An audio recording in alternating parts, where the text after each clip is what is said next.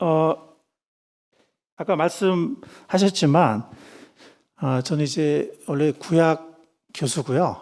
네, 성서 해석학과 또 성서 신학을 가르치긴 합니다. 근데 이제 계시록은 강의한 적이 없어서, 요한계시록 20장에 대한 천년왕국에 대한 논문은 쓴 적이 있습니다. 그래서 전체를 강의한 적이 없어서, 저도 이번에 이제 아까 계시록 주석 번역 말씀하셨는데, 그 마운스의 그 요약된 계시록 있어요. 얇은 거. 예, 그거만 번역을 했기 때문에 뭐 이렇게 깊이 있는 주석을 번역한 건 아닌데, 어쨌든 이번에 이제 제가 지금 맡으면서 저도 이제 공부를 하면서 계시록 저도 또 많은 것을 또 얻게 되었고, 예, 그래서 오늘 또 논문을 통해서 또 서로에게 유익이 됐으면 좋겠습니다. 자, 첫 번째 1쪽을 보시면요. 요한계시록이 묵시적 예언서 장르에 속하죠. 그래서 최근에 나온 그 페닝 교수의 Revelation, 존 드반 엑세리컬 그 카멘터리인데요. 이게 이제 내년 4월에 이제 디모데에서 강의로 푸는 요한계시록 이렇게 나올 예정입니다. 근데 여기 보면 서신서의 형태를 띤 묵시적 예언서다 이렇게 얘기를 하는데 공감을 합니다. 가장 어려운 책에 속한다라는 것은 이미 말씀을 하셨을 것 같고, 또 과거적 해석은 계시록 대부분의 내용이 1세기 혹은 길게 잡아서 또 로마의 나중에 그 멸망까지 이렇게 성취되었다고 보는 견해가 과거적 해석이라는 거. 또 역사적 해석은 계시록 대부분의 내용이 역사 전반에 걸쳐서 계속해서 성취되었다라고 보는 그런 견해랑 여러분들 이미 들으셨을 거고요. 이상적 해석, 좀 전에 김규식 교수님 말씀해 주셨는데, 이 상징과 이미지가 선과 악사의 어떤 투쟁, 영적 원리, 또 하나님의 최종 승리 이런 것들을 말하고 있기 때문에 이런 것들이 언제든지 어느 시대에나 적용될 수 있다, 이렇게 보는 입장입니다. 마지막으로 미래적 해석은 계시록 대부분의 내용이 미래, 특히 그리스도의 지상 재림 직전에 성취될 것을 보는 견해입니다. 그렇다고 해서 미래적 해석이 1세기의 성취를 부정하는 것은 아닙니다. 자세한 것은 제가 나중에 계속 이렇게 설명을 드리도록 하겠습니다. 본 논문은 먼저 계시록과 관련 깊은 묵시적 담화, 복음서의 묵시적 담화인 마태복음 24장의 해석에 대해서 먼저 고찰을 해서 5장 정도, 5배 정도를 마태복음 24장에 할애를 하도록 하겠습니다. 그 다음에 다중성취 혹은 다중적용 해석이라는 게 무엇인가 하는 것과, 그 다음에 계시록 상징 사건들의, 물론 상징은 다양한 경우에 적용될 수 있고 하지만 원리적으로 또 그 이미지적으로 적용이 되지만, 그것이 전체 정경적으로나 계시록의 구성상 어떤 클라이맥스를 향해서 나갈 수밖에 없다는 거. 물론 그 전에 어떤 과거적인 적용, 현재적인 적용을 부정하는 것이 아니고, 그런 것들이 다 인정한다 할지라도 궁극적으로는 어떤 미래의 어떤 클라이맥스를 향해서 나갈 수밖에 없다는, 그것을 강조하는 입장이 되겠고요. 그래서 거기에 대해서 살펴보도록 하겠습니다. 그 다음에 그때까지의 나눈 내용들을 가지고 테스트 케이스로 계시록 6장의 여섯인 심판에 대해서 구체적으로 한번 각 입장을 적용해 보도록 하겠습니다. 마지막으로는 결론 부분에서 이 연구의 결과와 함의를 요약하겠습니다. 이 마태복음 24장, 저는 이제 이 마가복음 13장도 있고 누가복음 21장도 있는데, 일단 마태복음 24장을 정했습니다. 누가복음은 또 너무 구체적인 역사적인 상황이 나오고 해서 일단 또 마태복음 일단 정했고요. 그래서 이 마태복음 24장이 이 계시록 6장이라든가 계시록 전체적으로 굉장히 깊은 관련성이 있다는 것은 다른 교수님들의 논문에도 나옵니다. 많은 주석이 나오고요. 그래서 이 마태복음 24장, 계시록 해석 방식을 생각하는데 이것을 왜 생각할까?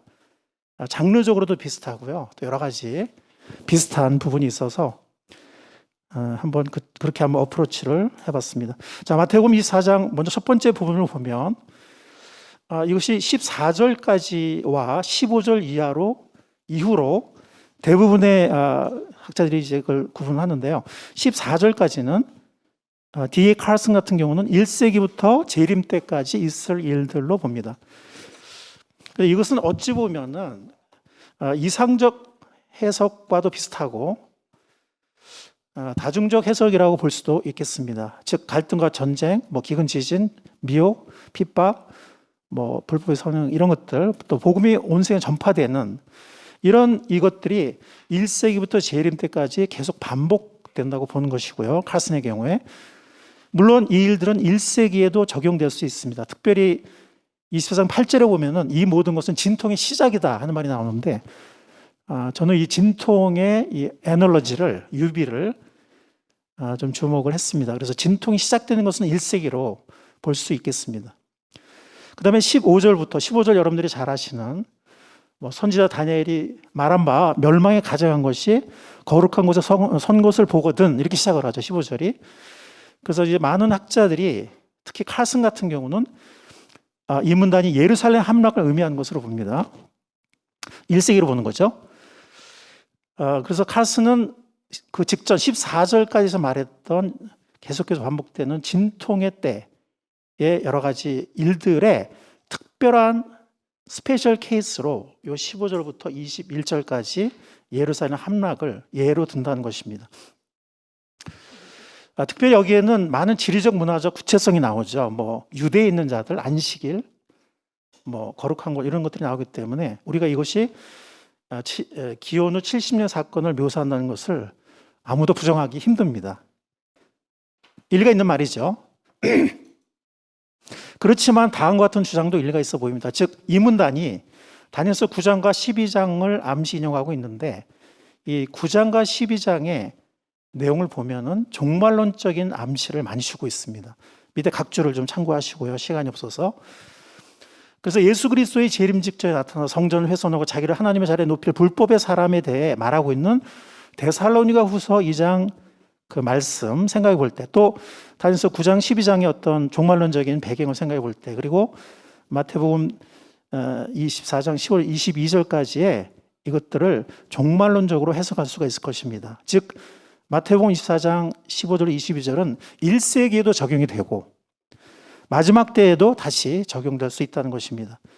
뿐만 아니라 멸망에 가져간 것이 세워지는 것 혹은 신성 모독은 마태의 당대에도 여러 번 행해졌습니다. 예를 들어서 성전 파멸 직전에 열심당원들이 지성소에 들어간 거, 성전 더럽힌 거, 성전 파멸 때 로마 군대가 들여온 군기라든가 또 이방 신앙에 제사 드린 것, 디도를 최고 지배로 선언한 것, 디도의 동상을 세운 것, 즉 이 신성 모독이 한 번에 이루어진 것이 아니라 여러 차례 범해졌다는 것입니다. 이것은 여러분들 밑에 보시면 여러 학자들의 그런 각주 레퍼런스를 보실 수가 있습니다. 그뿐만이 아니라 1세기 이전에 기원전 2세기에 안티오코스 에피파네스 4세 때도 신성 모독이 행해졌었죠. 그런데 그것이 그뿐만 아니라 데살로니 후서 2장 3절 4절에 보면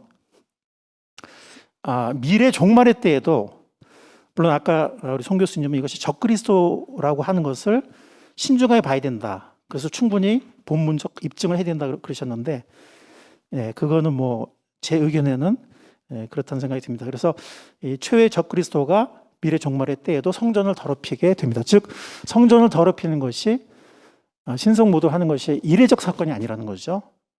물론 1세기에 그 강력한 예를 든 건 맞지만, 그래서 오스본이 말하듯 이 종말의 사건이 결정적 사건이라고 볼 수가 있습니다. 이것은 이제 마태복음에서 그랜트 오스본이 주석에서 주장한 거예요.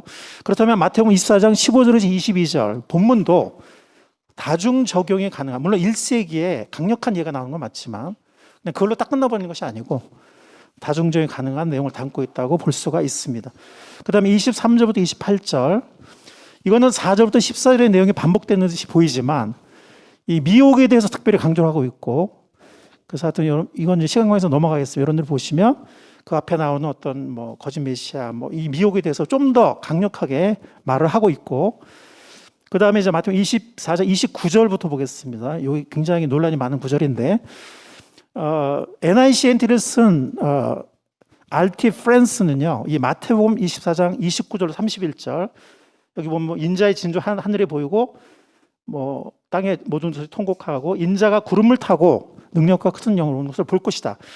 이거를 1세기 성전 멸망의 사건을 묘사하는 것으로 결론을 내리고 있어요. 이 RT 프랜스가. 그러니까 예수님의 미래적 재림이 아니라는 거죠, 이 구절이. 그 사람도 뭐 굉장히 유명한 학자잖아요. 근거가 뭐냐면 이것이 사실 구약의 본문을 이제 암시 인용한 것인데 그 구약의 본문의 문맥이 심판적 문맥이라는 거죠. 그래서 이 여기서 인용한 그 구약의 이 암시가 사실은 심판을 상징한다.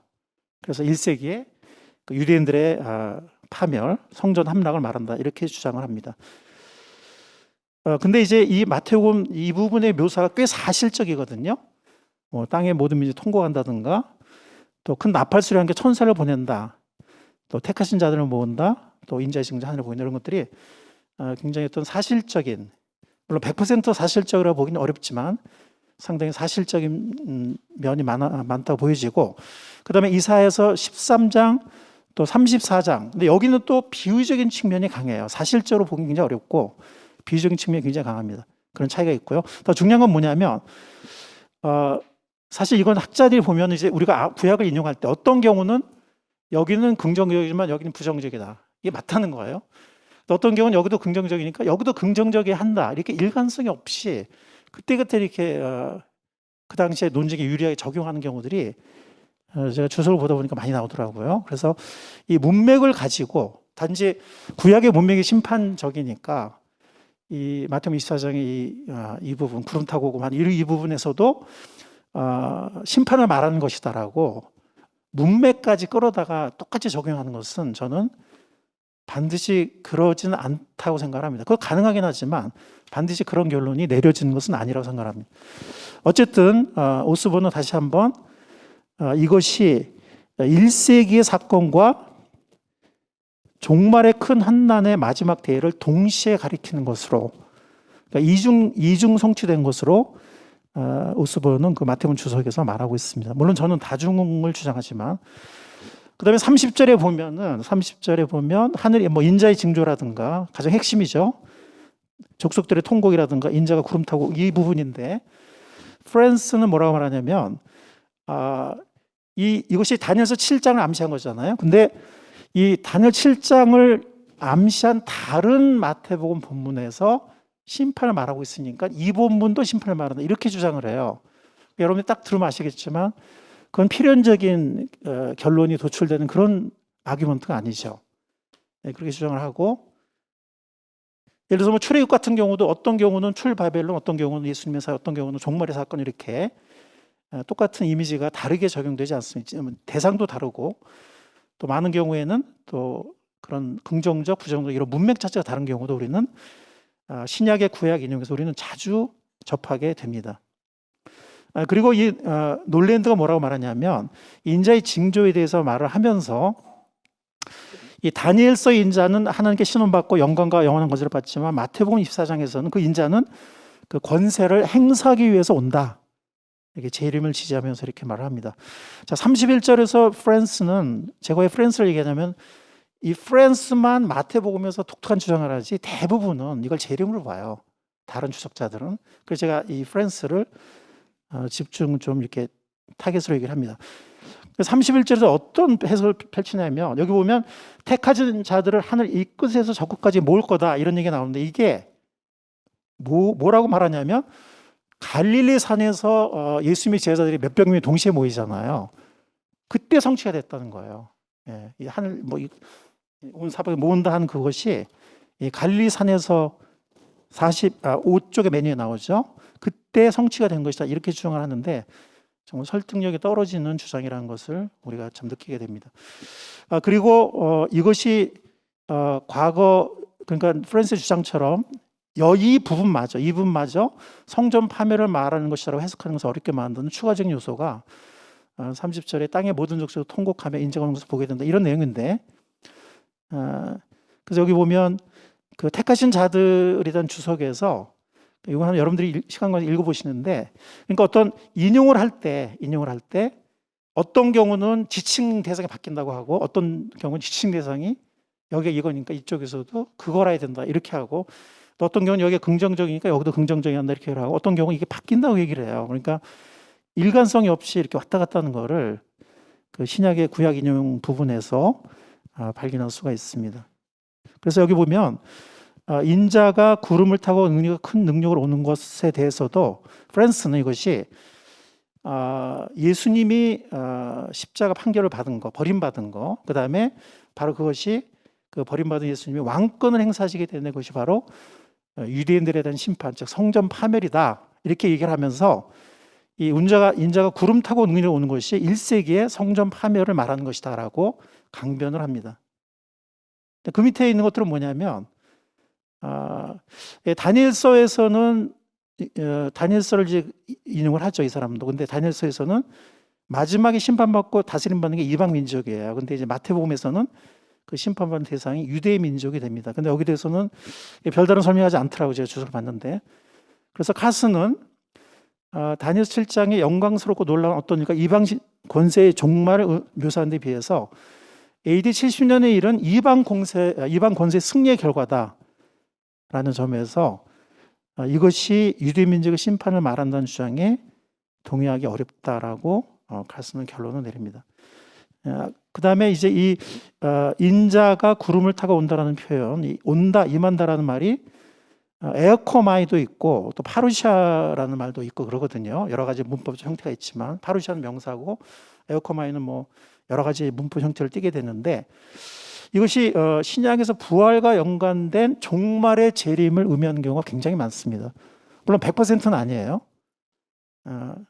뭐 비유적으로 이 프렌스처럼 비유적으로 쓰기도 하지만 그런 경우는 굉장히 적은 경우고, 그 다음에 제가 밑에 얘기했지만 이 모든 것들이 결합이 되거든요. 그래서 하늘의 천체들이 흔들리고 나팔소리와 함께 천사가 선택된 자들을 모으고 이제 구름부터 영광 가운데 오고 땅의 족속들이 애통하는 이 모든 것들이 다 결합이 되는데 이 결합은 그리스도의 재림을 말하는 것으로 봐야 할 것입니다. 그래서 대부분의 마태복음 주석자들이 그렇게 해석을 하는 것을 볼 수가 있었습니다.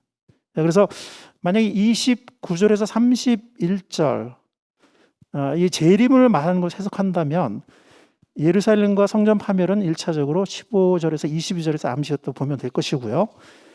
그 다음에 29절 서두에 그 환난의 날이 지난 후에는 1세기 성전 파괴부터 종말에 대하는 날에 이르는 이 날들이 그 오랜 환난의 날들을 말하는 것으로 이해하면 될 것입니다. 이렇게 해서 말하면 알티 프렌스의 논증이 뭐 0% 불가능하다라고 보지는 않습니다. 그렇지만 안전하게 말한다면 이것은 AD 70년 사건을 의미하는 불가능하지 않지만 좀 더 큰 개연성은 종말에 그리스도 예수의 재림을 말하는 걸 보는 것이 좋을 것 같습니다. 그래서 다중적 적용이 가능하다고 보지만 미래적인 해석에 좀 더 큰 비중을 이 구절에서는 둘 수가 있을 것입니다. 이런 해석 관점은 마태복음 24장에서 시작과 끝을 말하거든요. 언급한다는 점, 어떤 클라이맥스를 언급한다는 점, 그 다음에 전체 과정을 해선의 진통으로 묘사하는 데에서 더욱 힘을 얻습니다. 마치 해선의 진통이 처음에 시작되지만 아직 끝은 아니라는 거, 끝이 오기까지는 많은 유사한 진통이 있다는 거. 예. 그래서 저희 집사람도 애 낳을 때 너무 막 아파가지고 나을 것 같다 그러면은 이렇게 간호사가 와가지고 아직 멀었어요 막 이러더라고요. 그런 식으로 이게 지금인 것 같은데 또 아직 아닌. 근데 결국에는 언젠가는 오죠. 그래서 최후의 진통이 오는데 그것이 제일 크다는 것, 또 최후의 진통과 함께 새 생명, 새 시대가 시작이 된다는 것, 이것이 진통의 에널로지라고 생각을 합니다. 결론적으로 마태복음 24장은 종말의 성취를 절정을 바라보면서 1세기부터 역사에 걸쳐 반복적으로 성취된다고 볼 수가 있고요. 이것을 다중적, 미래적 해석을 불릴 수 있는 해석의 틀로 볼 수 있겠습니다. 이것은 마태복음 24장 밀집한 연관성을 갖고 있는 계시록 6장만이 아니라 환난과 재림의 소망에 대해 말하는 계시록 6장부터 18장 전체에도 적용 가능하다고 볼 수가 있습니다. 자, 다중 성취적 해석을 잠깐 보도록 하겠는데요. 이 적그리스도가 요한일서 2장 18절에 보면 사도 요한 당시에도 이미 있다라고 말을 하죠. 예. 근데 마지막 때에도 일어나죠. 그래서 계시록 11장 7절, 13장 여러 군데 나오고 계시록에 또 보면은 적그리스도를 돋보게 하는 거짓 선지자가 있고 그들에 뒤에는 사탄 마귀가 있는데 이런 성부, 성자, 성령의 즉 용과 적그리스도와 거짓 선지자의 가짜 삼위일체가 나올 뿐만이 아니라 그런 의미에서 계시록의 짐승은 적그리스도인데 그리스도의 어떤 그 포지션에 해당하는 거죠. 근데 이 사실은 계시록 19장에 나오는 바 강림하여서 대적들을 심판하고 모든 민족을 다스릴 그리스도에 의해서 짐승과 세상의 왕들이 정복을 당하게 되는데 그것에 의해서도 이 짐승이 적그리스도라는 것을 우리가 알 수가 있습니다. 자, 이 종말의 적그리스도는 대성서 2장 3절 4절에서 불법자, 멸망의 아들, 대적자로 표현되고 있습니다.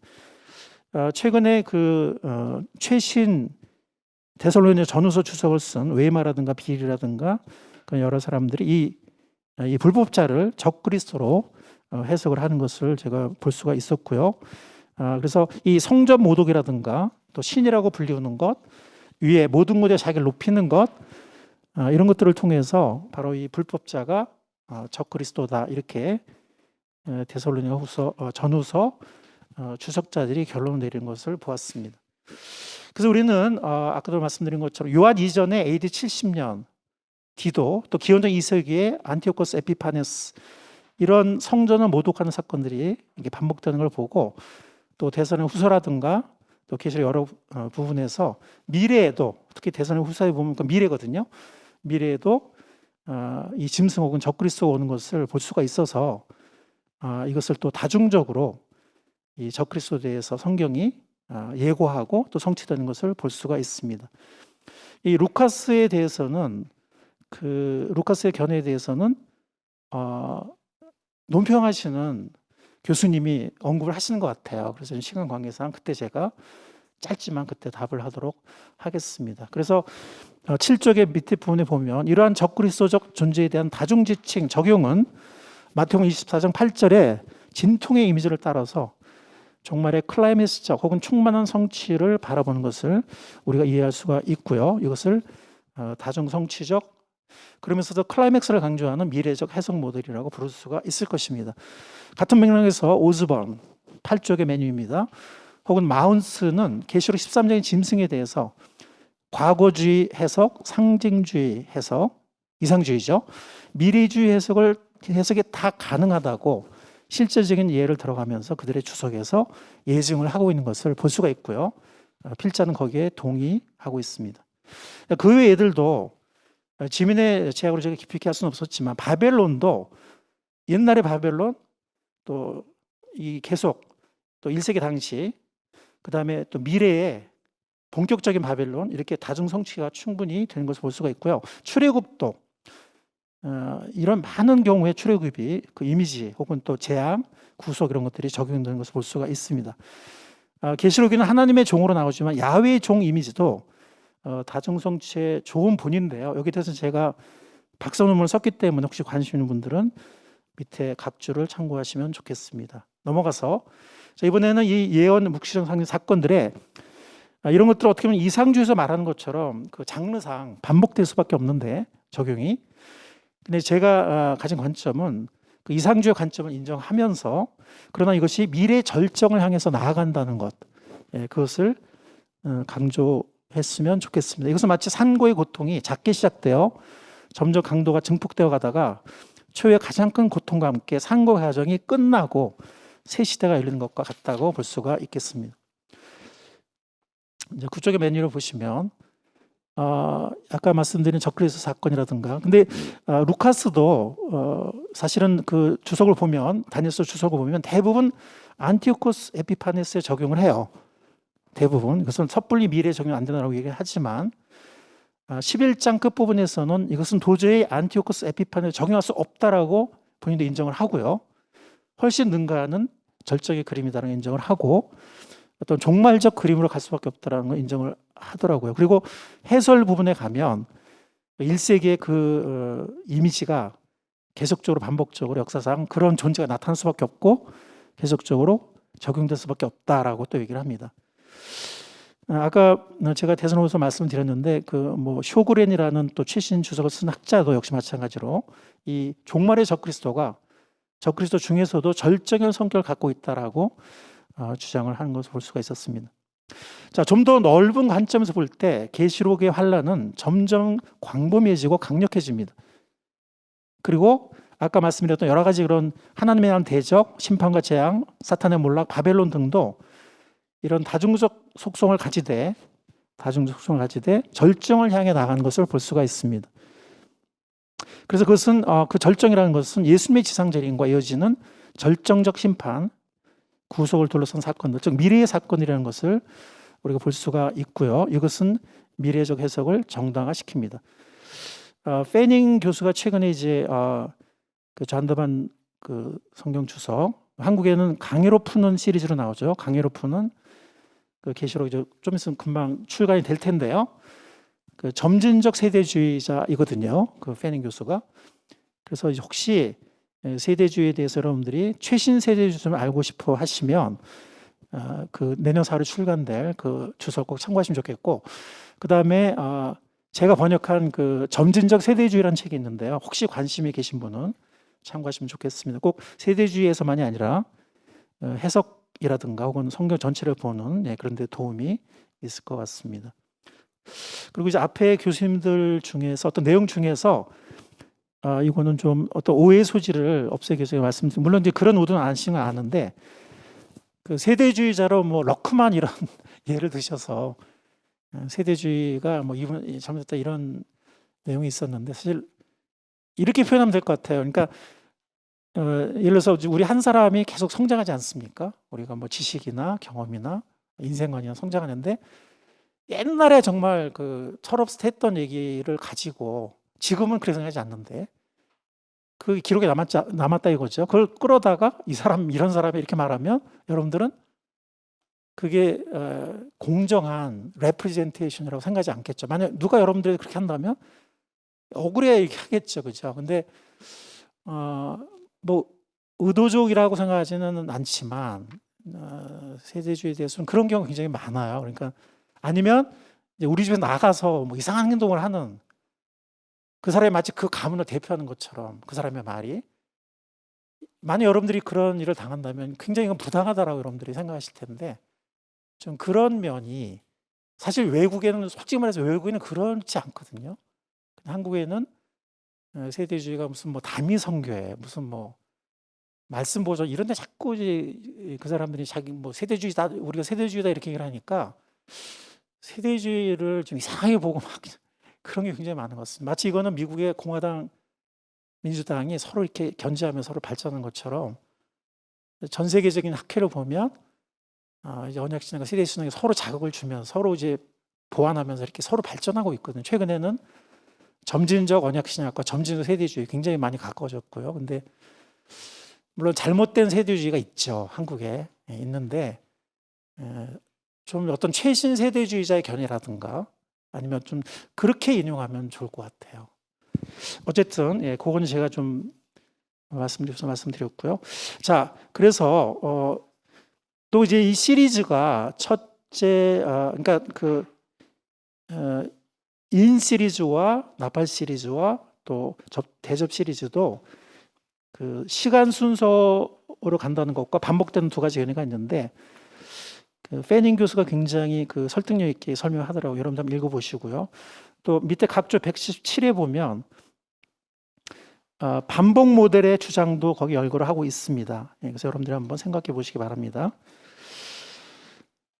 그래서 그 밑에 9쪽의 맨 밑에 셋째 줄 보겠습니다. 계시록의 흐름은 1세기에서 종국의 대단원으로 바로 전파하기보다는 1세기 성취들에서 역사적 성취 과정을 지나서 절정적 사건인 마지막 대환난,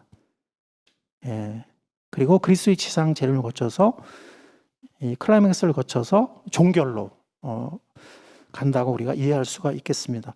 근데 한 가지 이제 제가 요거는 이제 관찰한 건데 뭐냐면, 이 과거적 해석과 이상적 해석에서 많은 장점을 갖고 있어요. 저도 많이 배웠고요. 근데 한 가지 분명한 거는 이 두 가지 해석에서는 계시록에서 예수님의 재림에 대한 구절이 이 두 견해로 보면 없어요. 그래서 예수님의 재림이 정말 1세기 크리스천, 그러니까 1세기 크리스천들이 그 당시에 그들을 핍박했던 두 세력, 즉 로마라든가 유대인의 심판만으로 그들이 만족을 했을까? 우리 최후의 심판에 보면 그런 세력을 심판한다기보다는 많은 악인들의 악한 행위를 심판하지 않습니까? 또 우리가 이 땅에서 우리가 환난과 핍박을 겪는 것이 그런 세상의 어떤 세력한테 받는 것도 있지만 어떤 개개인들의 악과 악한 행위에서 우리가 많이 받지 않습니까? 그러니까 단지 그들의 소망이 우리를 괴롭혔던 두 세력에 대한 심판이 과연 그들의 소망의 전부였을까? 이 악한 세상, 타락한 세상에서 언젠가 구속될 예수님의 죄를 통해서 그 모든 뭐 어떤 권력의 악이든 개인의 악이든 심판하고 이 모든 것에 완전 하나님의 나라를 이루고 모든 것을 완성하실, 재림하셔서 완성하실 거기까지. 그러니까 로마에 대한 심판과 유대에 대한 심판을 제가 부정하는 게 아니에요. 근데 과연 그들의 소망이 거기서 끝났을까? 저는 그 이상이 아니었을까라고 저는 생각을 합니다. 그렇게 주장을 하고요. 자, 그 다음에 이제 10쪽부터는 계시록 해석의 테스트 케이스로 계시록 6장에 6인 심판이 나오는데요. 이거 지금 읽을 시간이 없네요. 그래서 혹시 제가 아마 어쩌면 이 논문을 제가 나중에 어떤 학술지에 실을 것 같습니다. 그래서 나중에 뭐 볼 기회가 있을 것 같고요. 시간 관계상 이걸 잘 지금 제가 읽을 시간이 없네요. 근데 보시면 결국 이 첫 번째인 뭐 두 번째 쭉 나오는데 결국은 이제 이 모든 것들이 1세기에도 해당이 되고요. 거기에 이제 과거론 해석자들이 구체적인 예를 들어가면서 이 경우를 말하는 것이다라고 막 얘기를 해요. 근데 과거론 해석자들 사이에 또 좀 틀리더라고요. 어떤 상징이 뭐 1세기 때 이 사건이다. 어떤 분들은 또 저 사건이다. 이렇게 조금씩 다르긴 하더라고요. 어쨌든 과거적으로도 성립된다고 저는 인정합니다. 그 다음에 그것이 역사적으로도 계속 아까 적그리스도에도 들었지만 반복적으로 또 그런 것이 나타나는 생각을 해요. 제가 그렇게 생각한 이유는 모형론의 원리 때문인데요. 모형론의 원리가 어떤 수직적인 뭐 하늘의 뭐 또 땅의 그런 것이 아니라 역사 속에서 하나님이 동일한 분이고 인간의 죄성이 동일하고 역사가 전개되면 따라서 어떤 교만의 심판이라든가 또 하나님의 최종적 구속이라 이런 것들이 역사적으로 반복되기 때문에 그런 모형론, 그런 유형론에 의해서도 저는 생각을 하는데 어쨌든 역사적으로 계속 반복이 되고 또 이상적 해석자들이 말하는 것도 상당히 동의가 돼요. 어떤 영적 원리를 말하니까. 근데 이제 저는 이제 최신 점진적 세대주의자로서 혹은 미래론자로서 그런 과거의 사건들이 하나의 발판이 되고 원형이 되어서 그런 것들이 이렇게 나중에도 재현될 뿐만이 아니라 아까 제가 말씀드린 예수님의 재림을 향해서 어떤 클라이맥스를 향해서 나아가고 있다라고 생각이 되어지고요. 그걸 주장하는 많은 학자들을 제가 이제 각주해서 제가 레퍼런스를 달았습니다. 쭉 넘어가셔서 결론으로 가겠습니다. 결론적으로 필자는 계시록 해석에 있어서 다중적 미래적 해석이 최선의 해석적 틀이라고 주장을 합니다. 이것을 다중성취적 미래적 해석이라고 지칭할 수도 있을 것입니다. 이것은 미래 예언적 성취를 시야에 둔 채 본문의 다중적 함의를 인정하고 다중성취적 해석을 하는 것입니다. 다중적용적 해석을 하는 것입니다. 어떻게 보면 여러 해석 방식의 연합으로 보여질 수도 있습니다. 그래서 아까 잠깐 뭐 그런 말씀이 나왔지만 제가 거기 이제 레퍼런스 많이 달았는데 많은 학자들 뭐 오즈본이라든가 또 페이트라든가 굉장히 많은 또 포이트레스라고 있죠. 포이트레스라든가 하여튼 굉장히 많은 사람들이 통합을 얘기하는 것을 볼 수가 있었습니다. 그래서 15쪽을 보시면 이상적 해석은 그 해석적 프레임상 다중성취를 허용할 수밖에 없습니다. 물론 그들이 그를 어떤 역사적인 구체적인 행위에 이렇게 어떤 이미지를 딱 이렇게 1대1로 결부시키는 것은 싫어해요. 근데 1대1로 결부시키지 않고 다중적으로 결부시키는 것은 어쩐지 모르겠습니다. 그건 뭐 괜찮아하지 않을까?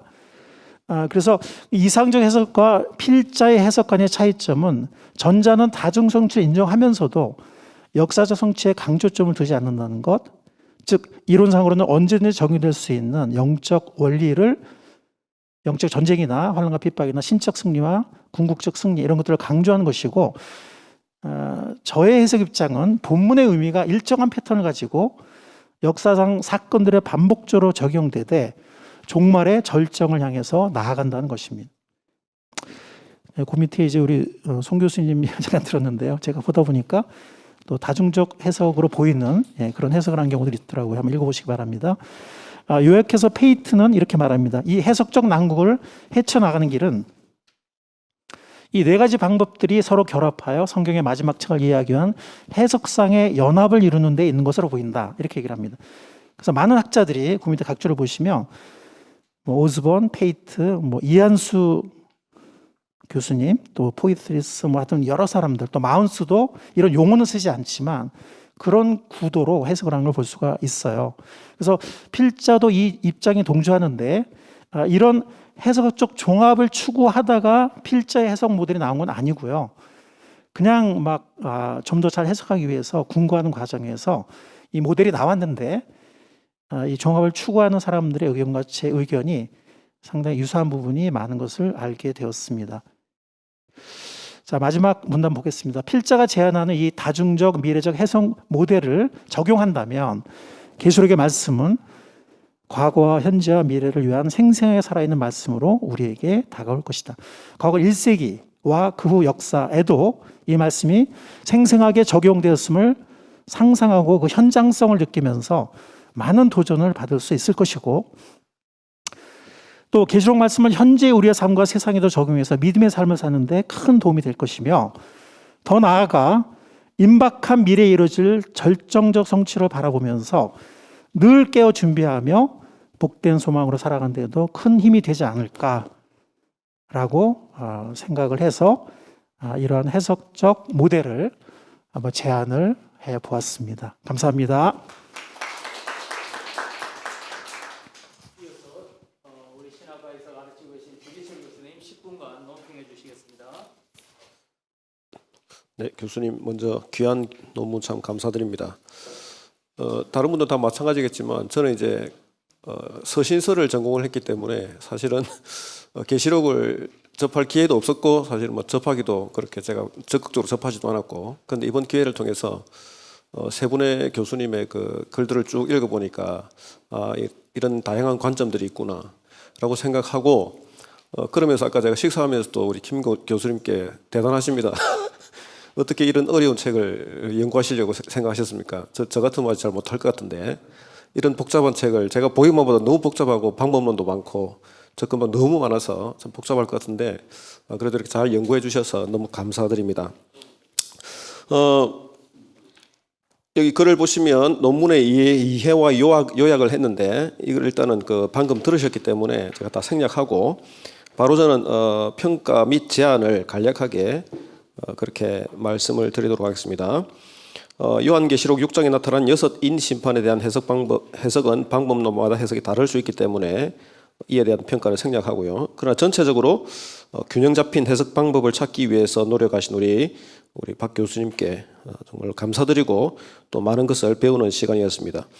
그러면서 다음과 같은 몇 가지 질문을 하면서 평가를 대신하려고 합니다. 첫 번째, 마태복음을 예로 들어주셨는데 마태복음 24장 4절 28절을 1세기 초부터 시작해서 종말에 이르기까지 반복해서 일어나는 내용이라고 주장하면서 다중적 해석을 제안하셨는데, 그리고 24장 29절 31절을 예수 그리스도의 재림을 말하는 것으로 보셨는데, 만약 그렇다면 24장 29절의 그날 환난 후에 즉시에 해당하는 표현 중에 이 즉시를 어떻게 해석하면 좋을지, 아까 계시록에서도 뭐 이런 질문들이 나왔는데 이런 부분들을 어떻게 보시는지 질문하고 싶고요. 또 하나는 여기 기록되지는 않았지만은 제가 보면서 계속 좀 의문이 들었던 것이 점진적이라는 표현을 쓰셨는데, 사실은 여기 보면 큰 사건이 두 개가 있지 않습니까? 예루살렘 성전의 파괴하고, 사실 예루살렘 성전의 파괴라는 것은 결국 예수님께서 그것을 대체하는 그런 그죠? 기존의 성전이 제 역할을 못 하니까 그 심판의 의미로 예루살렘이 파괴되면서 예수님께서 그걸 대체하셨고, 마지막 날에 죄가 이렇게 찼을 때 마지막 날에 예수님의 재림으로 인해서 세상을 심판하면서 다시 구원하는 이런 게 나타나는데, 그러면 과연 이 점진적이라는 말이 의미가 뭐냐? 저는 사실 좀 약간 의문이 들었거든요. 예를 들어서 그러면 이런 상징적인 사건들이 중간중간에 점진적으로 계속 더 크게 나타나는 것인지, 반복해서 계속 나타나면서 그런 것들을 뭐 경고를 주시는 건지, 아니면 이 점진적인 말의 의미가 뭔지를 한번 제가 좀 교수님께 말씀을 드리고 싶었습니다. 왜냐하면 이게 계속 반복적으로 나타난다고 하셨기 때문에, 그럼 이게 어떤 형태로 반복적으로 나타나는지, 그러면 이 큰 두 개의 이 상징적인 이 사건들은 무슨 의미가 있는 건지 한번 질문을 좀 드리고 싶었습니다. 두 번째, 마태복음 24장 3절은 제자들의 질문이 두 개임을 보여주는데요. 즉 어느 때에 이런 일이 있겠사오며 하나 질문하고, 주의 임하심과 세상 끝에는 무슨 징조가 있사오리까? 이 질문을 하고 나서 3절의 질문을 하고 나서 바로 이어서 예수님께서 대답하여 가라사대 하면서 대답을 해주시는데, 만약에 24장 그 이후의 전체 내용이 이 두 가지 질문에 대한 대답이라면 그럼 교수님께서는 이것을 어떻게 나누어서 이 제자들의 질문에 대해서 대답을 하시는지 한번 좀 이렇게 설명을 해주시면 좋겠고요. 그다음 세 번째, 우리 교수님께서는 다니엘서를 주석한 어네스트 루카스와 자신의 차이점을 언급하면서, 루카스는 성경의 인간 저자와 원 독자들은 당대 혹은 가까운 미래의 인물이나 사건을 마음속에 두었는데 거기 함축되는 신학적 원리가 미래에 재적용될 수 있다고 보는 것이고, 필자 우리 박 교수님은 그런 다중성취가 원래부터 신적 디자인에 의한 것이라고 보는 것이 차이이다라고 본인께서 그렇게 말씀을 해주셨는데, 그러나 제가 볼 때는 그렇게 큰 차이가 큰 차이가 있다고 보이지 않는 것이, 루카스라는 학자가 신적 디자인이라는 표현을 사용하지는 않았지만은 예언자들은 그럼으로써 신약 성경의 예들에서 볼 수 있듯이 다니엘서의 이미지를 이후의 상황들에 재적용할 수 있도록 길을 열어주었다. 뭐 일부러 제가 볼 때 의도적으로 열어주었다라고 어네스트 루카스가 그렇게 해석을 하는 것 같은데, 그것은 그 신적 디자인이라는 표현을 사용하지는 않았지만 그것을 의도한 것이 아닌가, 저는 그렇게 보이는데 우리 박 교수님은 어떻게 그 해석하시는지. 그다음 네 번째, 저자는 결론 부분에서 이것을 다중성취적 미래적 해석이라고 칭할 수도 있을 것이다. 이것은 미래의 예언적 성취를 시야에 둔 채 본문의 다중적 함의를 인정하고 다중성취적 해석을 하는 것이다 라고 말하면서, 계시록 해석에 있어서 다중적 미래적 해석이 최선의 해석의 틀이라 이렇게 주장하셨습니다. 근데 제가 볼 때 이러한 주장은 과거주의 혹은 부분적 과거주의에 대한 견해를 그렇게 중요하게 하지는 않는 듯한 그런 인상을 줍니다. 아까 이제 박 교수님께서 다 이렇게 포함하셨지만은, 그러나 서신적 형식을 띤 계시록의 특성을 고려해 볼 때에 계시록이 1세기 당시에 독자들에게 어떤 메시지와 의미를 전달했는지를 연구하는 것도 서신을 연구하는 제 입장에서는 아주 중요하게 보이는데, 굳이 미래적 해석을 강조하는 것이 최선의 해석의 틀이라고 보는 이유는 무엇인가, 질문을 하고 싶고요.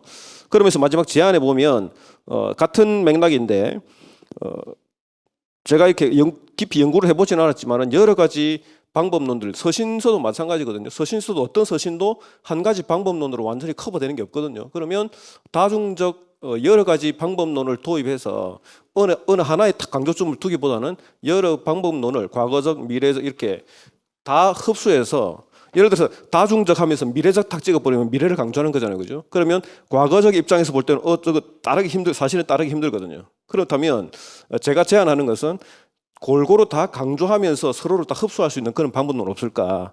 그에 대해서 한번 제안을 이렇게 드려봅니다. 감사합니다.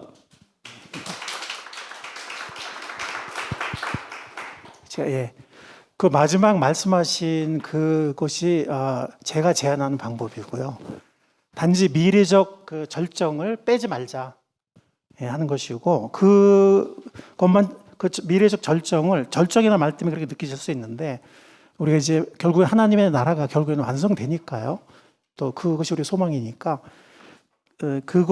저는 이제 뭐 저도 그렇지만은 지금 저도 설교부터 서기부터 설교까지 저도 가르치기도 하고, 우리 학교 이제 그런 학교부터 제가 이제 그런 가르치는데, 원어석이라는 것이 사실 그 원문에, 즉 그 원저자와 인간 저자와 또 원청중이 이해하는 의미를 밝히는 거 아닙니까? 그러니까 저는 그거 굉장히 중요하다고 생각을 하거든요. 그러니까 절대로 그걸 제가 무시하는 게 아니고, 서기가 잘못되면 그 이후에 어떤 새로운 적용이나 혹은 미래의 어떤 그런 다중 성취도 잘못될 수 있다고 생각을 해요. 그래서 저는 과거적 해석을 존중합니다. 네, 그 오해 안 하셨으면 좋겠고요. 그 다음에 유테오스라는 것은 사전을 찾아보면 즉시도 되고 이후에도 되더라고요. 그러니까 즉시라고 본다면 예수님의 재림이 갑작스럽게 이루어질 수 있다는 것이고, 그런 어떤 전반적인 이런 시대의 징조 중에서 갑자기 재림이 시작된 이렇게 볼 수 있고요.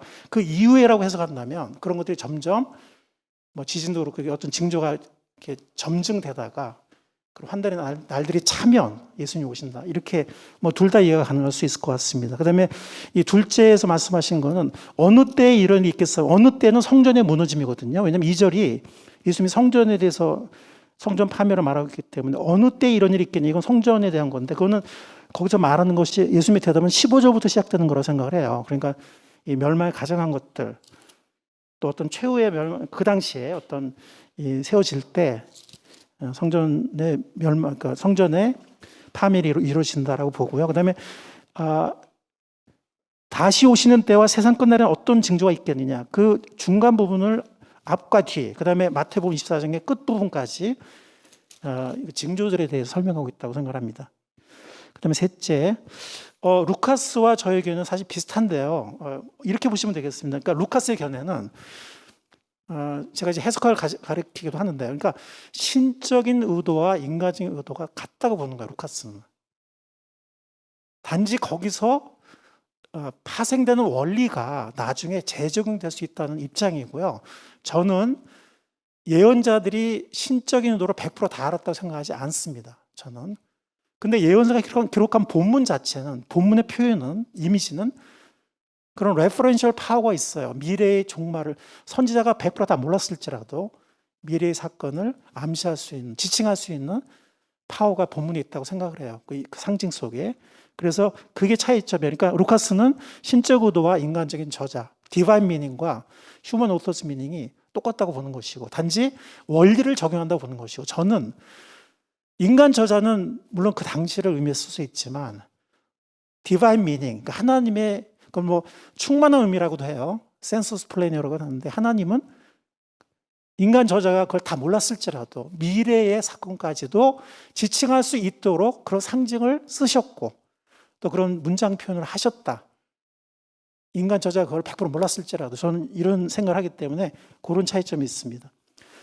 그다음에 아까 점진적에 대해서 질문하셨는데 아마 저는 그 환란이 점진적이라는 표현을 쓴 적이 없고 점증이라는 표현을 썼는데 단지 점진적 세대주의라는 말을 썼기 때문에 약간 좀 헷갈리신 것 같아요. 근데 참고로 점진적 세대주의의 점진적 말을 쓰냐면 옛날의 세대주의는 뭐 러크만은 저는 세대주의자도 아니라고 생각을 해요. 저는 생각을 하는데 어쨌든 러크만만이 아니라 초기에 아주 초기에 정말 이 어떤 막 이 세대주의가 막 이렇게 물론 이 세대주의의 징조는 1세기로 있었고 청교도 시절에도 있었는데 이 체계를 갖추기 시작할 때 그때 보면 굉장히 너무 나눠요. 그래서 막 영원한 세계도 뭐 이스라엘은 땅에 살고 뭐 교회는 하늘에 살고 그다음에 뭐 이게 시대도 교대로 뭐 이 시대는 이방의 시대 뭐 천년왕군 뭐 누구의 시대 뭐 최신 요즘엔 영적인 시대 천년왕군 뭐 물리적인 시대 이렇게 모든 걸 너무 나누거든요. 근데 이제 제3세대 세대주의는 점진적 세대주의는 그렇게 생각하지 않습니다. 모든 것들이 이미 그 어떤 잉태부터 시작해서 다 이미 임했고 씨앗처럼 임했고 그것이 이렇게 시대를 새로운 세대로 가면서 점진적으로 확장되고 천년왕국을 거쳐서 마지막으로 이제 완성되는 것으로 보기 때문에 점진적 세대주의라고 합니다. 그리고 환란에 대해서는 제가 점진이라는 말보다는 점점 증강한다 이런 표현을 썼습니다.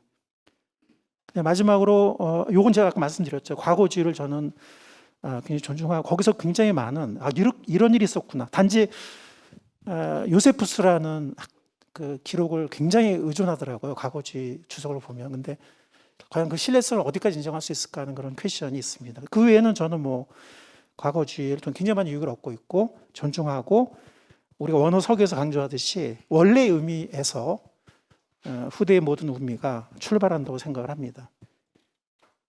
굉장히 또 이렇게 여러 가지 좋은 감사드립니다. 예, 주 교수님 귀한 논평해 주셔서 감사드리고 이제 한 10분 정도 남았습니다. 마지막 토론입니다. 미래적 해석, 점진적 세대주의, 미래적 해석에 대해서 우리 성서 침신 학생들도 하셔도 됩니다. 질문하셔도 되고 예, 자유롭게 한 10분 정도 시간 가지겠습니다.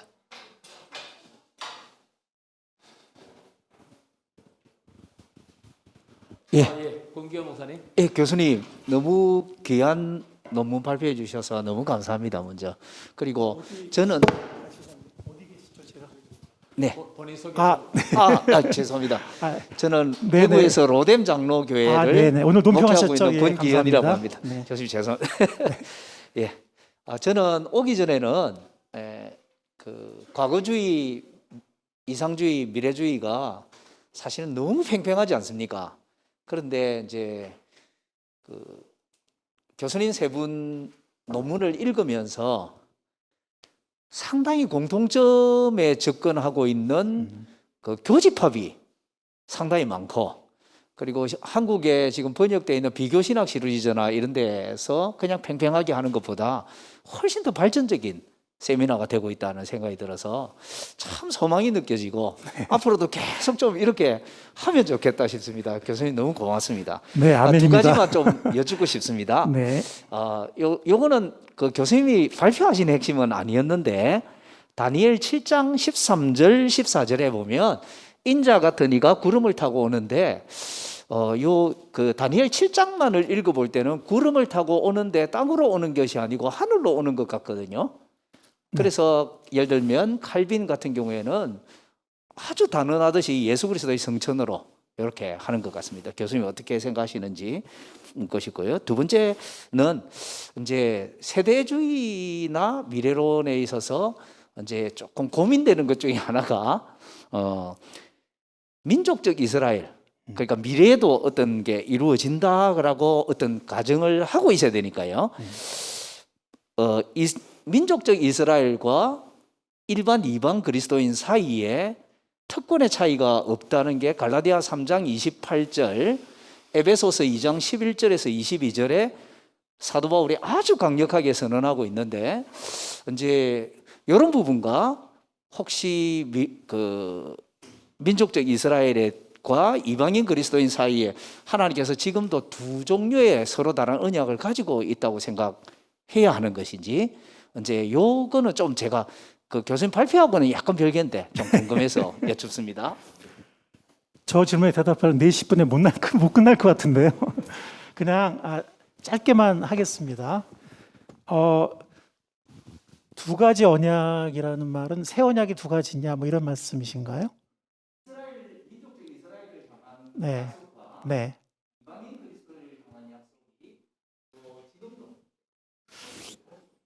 일단 이제 새 언약은 하나라고 이제 믿고요.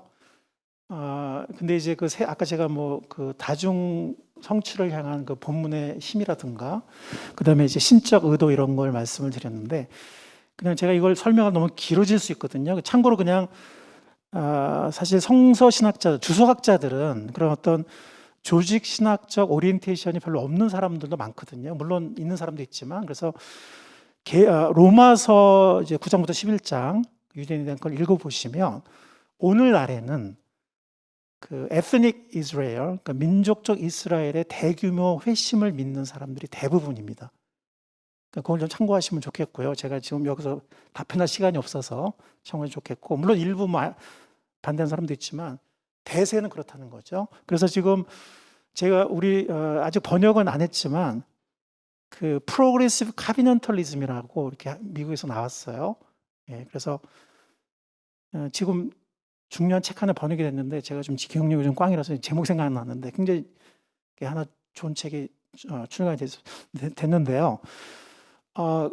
거의 이제 점지적 세대주의랑 거의 비슷한 것 같아요. 그래서 지금 대부분의 성서신학자들은 옛날에 그 로마서 11장에 그 모든 이스라엘, 온 이스라엘 구원을 받으리라, 그걸 교회로 봤거든요. 아니면 기껏해야 새 한 사람, 그러니까 이방인과 이스라엘 결합된 새로운 교회, 새로운 한 원맨 원바디로 보거나, 아니면 이거는 그냥 교회다, 이방인 교회다, 이렇게 본 것들이 있었지만 최신 복음주의의 어떤 그런 강력한 영향력이 있는 주석학들의 쓴 주석에 보면 거의 다 민족적 이스라엘의 대규모 회심으로 봐요. 단 세대주의의 차이점은, 그 사람들이 세대주의는 아니거든요. 차이점은 땅의 귀환을, 그 사람들은 어떤 땅을 이걸 이제 영적으로 영해를 해서 어떤 이런 모든 족속의 복음을 전하는 이제 그런 식으로 보고, 세대주의자들은 땅의 귀환이 있다. 왜냐하면 로마 7장 끝에 보면 하나님의 은사와 부르심이 취소가 없다 그랬거든요. 후회가 없다. 이걸 옛날에 개혁은 후회라 그랬는데 새 번역은 잘 번역을 했어요. 철회가 없다. 그러니까 아브라함 언약이나 또 새 언약도 나중에 이제 교회에 이제 적용이 되지만 애초는 이스라엘이 줬잖아요. 애초는 그 어떤 컨텍스트는, 히스토리컬 컨텍스트는. 그래서 이스라엘 민족에 대한 부분, 물론 그것이 교회에 새롭게 적용이 된 거는 맞지만 그것이 그게 틀리다는 게 아니라 맞지만 그것이 이스라엘에 대한 원래의 약속들을 캔슬하느냐. 거기서 바울은 로마 10장 후반부에 보면 하나님의 은사와 부르심, 콜링에는 처리가 없다라고 답변을 합니다. 그걸 좀 말씀드리고 싶고요. 그다음에 제가 좀 기억력에 너무 여러 가지 질문하셔가지고 이 다니엘 7장은 아까 제가 말씀드린 것처럼 하나님의 나라의 완전한 궁극적 승리에 말한 것이 메인 팀이라고 생각을 해요. 근데 그거는 당연히 예수님의 승천 때, 참고로 뭐 옛날에 안 그랬지만 우리 점점 세대주의자들은 예수님의 안건이 이미 시작됐다고 보거든요. 하나님 나라도 이미 임했다고 보고, 그것도 뭐 영적으로만 임하고 그런 게 아니라 뭐 물리적으로 또 사회적으로 다 정치적으로 임했다고 봐요. 점진적 세대주의자들은. 그래서 이거는 승천 때 당연히 해당이 되죠. 단지 그걸로 끝나느냐, 저는 승천 때 당연히 시작이 되지만 이것은 여기 보면 모든 이방 나라들을 완전히 성도들까지 정복을 해요. 승천 때 다 이루어지지 않거든요. 물론 어떤 사람은 그걸 영적으로 해석하겠지만 모든 이방 민족을 완전히 성도들까지 이렇게 뭐 다스리고 뭐라 그러죠? 그렇게 하느냐, 룰을 하느냐. 글쎄요, 그건 저는 뭐 그렇게까지 생각하지 않습니다. 그래서 시작이 된 건 맞지만 이것은 종말에 완성될 것이라고 생각을 하죠. 그래서 이미지 자체는 승천 때도 적용이 되고 예수님의 재림의 그 어떤 클라이맥스 완성에도 더 풀리 적용이 된다고 생각합니다. 예, 감사합니다.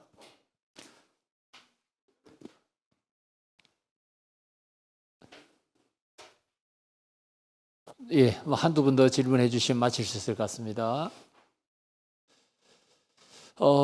예, 교수님 귀한 발표 감사드리고, 톰 라이트하고 또 우리 여기서 가르치시던 황창기 교수님 같은 경우는 마태복음 24장, 25장을 다 AD 70년 사건으로만 봅니다. 재림으로 보지 않으십니다. 알고 있습니다. 예. 네.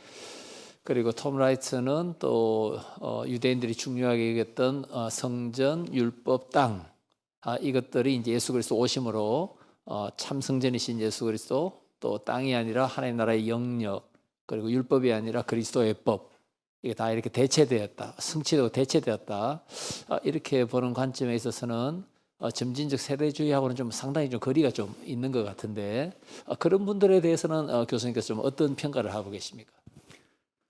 아까 제가 그 교수님 발표하실 때 질문을 하고 싶은데 참았거든요. 유일하게 저에게만 교수님이 이렇게 청중이 아닌 질문을 하시는데 빼야지 않은 것 같은데. 질문자 없어서 제가 복음주의 신학회에서 이제 논문 발표를 해본 적이 있었는데 그 탐 라이트가 마지막 그 새하늘과 새 땅이 이 땅이 불로 소멸되는 것이 아니라 변혁되어서 이 땅이 새롭게 되는 것이지 그러니까 지속이 된다라고 주장을 했어요. 근데 새하늘 새 땅이라는 또 복음주의가 쓴 미들톤이 쓴 책도 있고요. 근데 보면 미들톤의 그 주장은 서기적 바탕이 탄탄해요. 근데 탐 라이트의 주장은 제가 인정하는 것은 굉장히 레노베이션, 창의적이다, 새롭다. 이거는 제가 인정을 합니다. 뭐 천재가 아닐까 싶을 정도로. 그러나 주석적 성서적 근거는 굉장히 약합니다. 이렇게 본문에 끌어다가 이렇게 해석하고 하는 거 보면은 굉장히 약해요.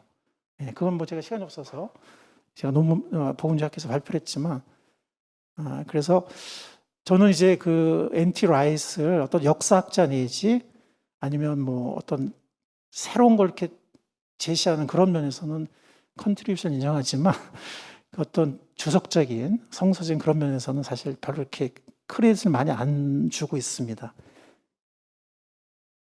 예. 네. 예, 마지막으로 한 분만 더 질문해 주시고 마치도록 하겠습니다. 우리 학생들 오늘 질문을 많이 준비해 온 것 같은데 학생들 중에 누가 한번 하지? 꼭 뭐 곽철호 교수님한테 안 하셔도 되고 김경식 교수님한테 하셔도 되고, 예, 학생들 중에 하는 총. 예. 한은총이라고 합니다. 네, 감사합니다. 고신대학교 신학과 4학년 한은총이라고 합니다.